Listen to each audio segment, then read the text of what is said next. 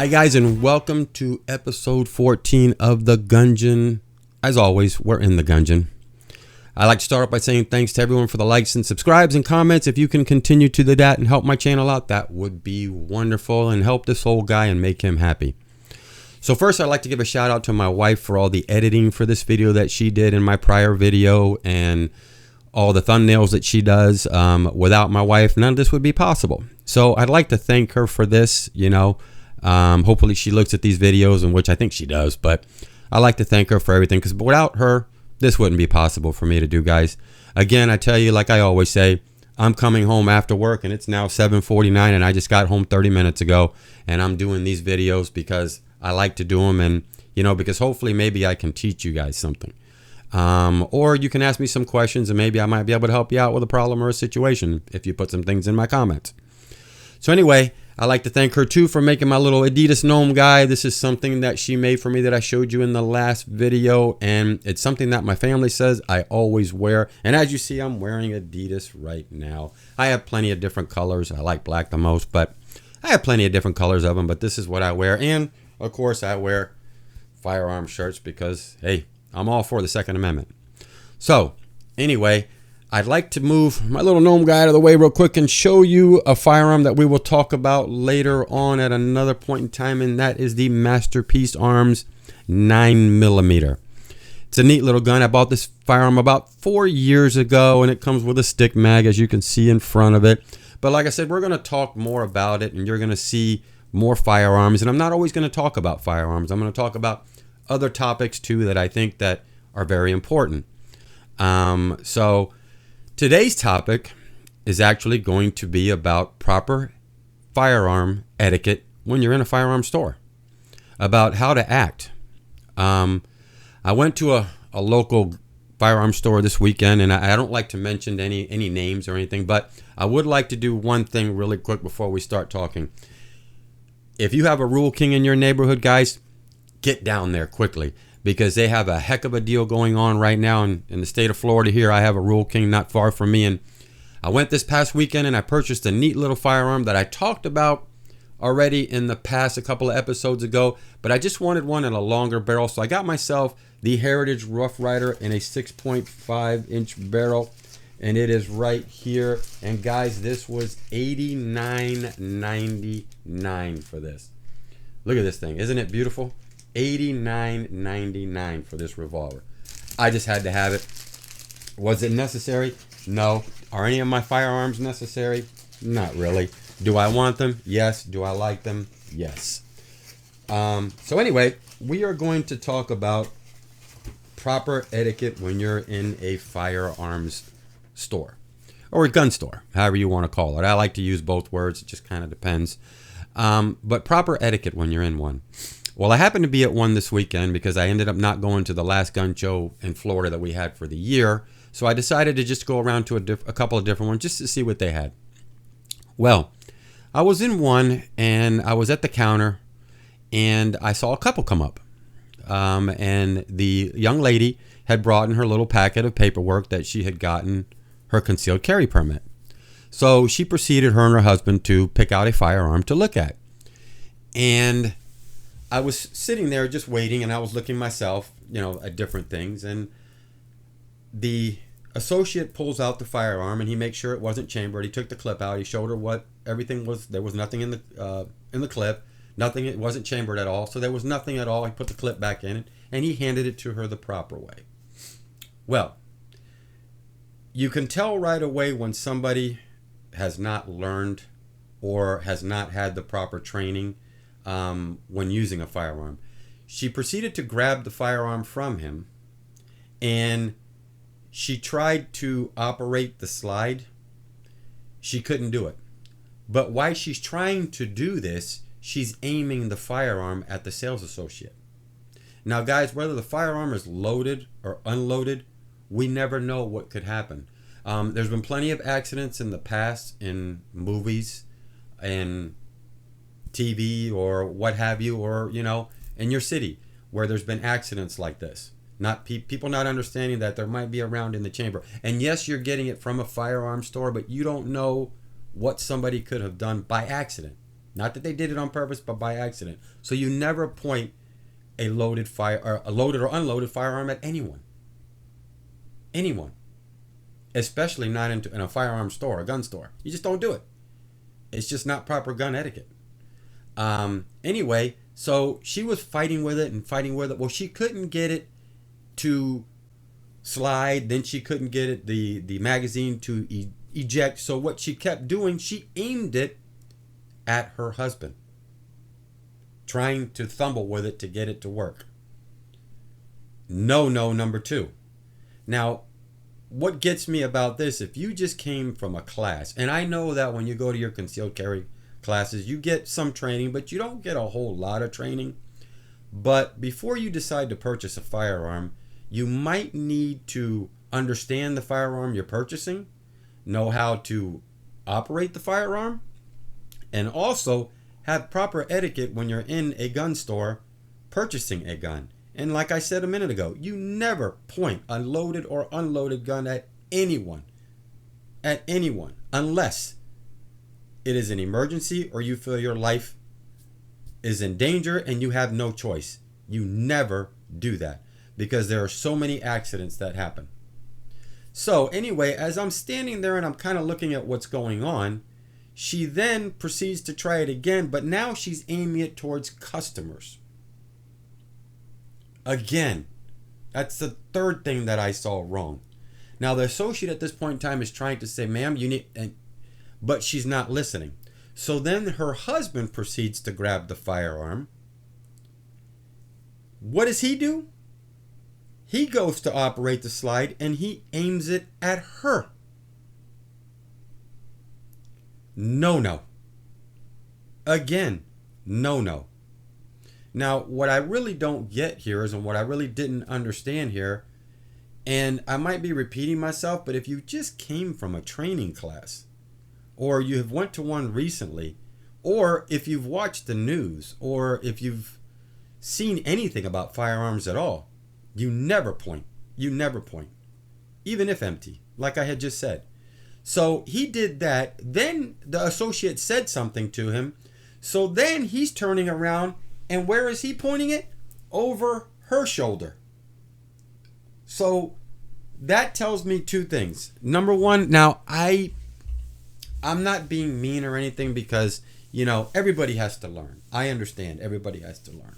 But gee whiz, before you decide to go into a gun store to purchase a gun, you better know what you're doing first. So at that point in time, I said, ma'am, and I said, excuse me, guys, and I tried to explain them a little bit about proper firearm etiquette. And, since she was having that much problems with this firearm, I suggested a different one for her, but I kind of educated them for, I think, about 10 to 15 minutes explaining what not to do when you're in any gun store. Even if you were to buy it at a different gun store, or let's say you're showing it at home to whoever, never, ever point a loaded or unloaded firearm, like I said, unless necessary. And it's a shame that you have to see two people who weren't young at all,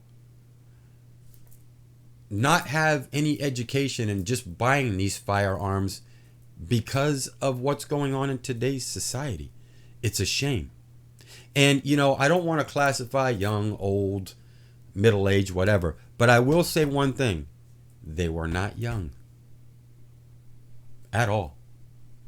And I think that before we decide to go purchase a firearm in a gun store, I think we first need to learn, maybe watch a couple of YouTube videos of and I know people do them, on proper etiquette in these stores, proper handling of firearms. I think that before we make a purchase like this and before we go somewhere, I think we first need to kind of get ourselves educated a little bit, like I'm trying to do right now and telling you what not to do. It's just, I saw this and it kind of bothered me some. Didn't make me upset, but it kind of bothered me that, the training that she possibly went through for her carry permit, either, like I said, she wasn't paying attention or they didn't train her well. And the same thing goes for her husband. And, you know, he had said that he had a firearm just like this one at home. Well, if you have that kind of firearm at home, you should be teaching your wife on how to use it, how to operate the slide, how to eject the mag. You should be showing her everything. Not where she has to go in by herself, or not by herself, excuse me, but her going in there, grabbing this and doing everything wrong. Because if he has a firearm already, he should have a little bit maybe of training, and I'm sure he's been to the range to fire it. And I'm sure some of the ROs at the ranges have maybe said something to him in the past, or maybe even have showed him some things. So he should have passed that information on to her and knew right away what she was doing wrong and stopped her and explained to her first the proper gun etiquette in a gun store. Because, like I said, you just don't do this.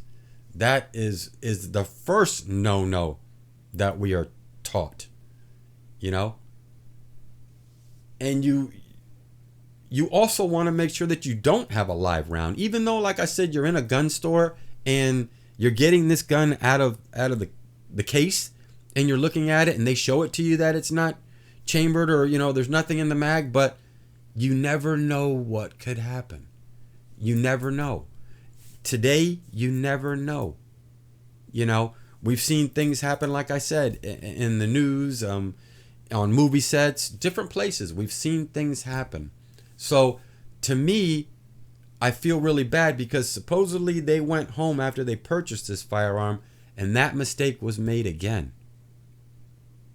But this time it ended up not very well.